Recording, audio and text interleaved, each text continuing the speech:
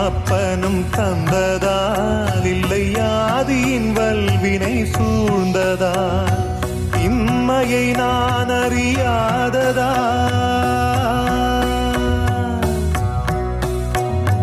இம்மையை நான் அறியாததா சிறு பொம்மையின் நிலையினில் உண்மையை உணர்ந்திட பிச்சை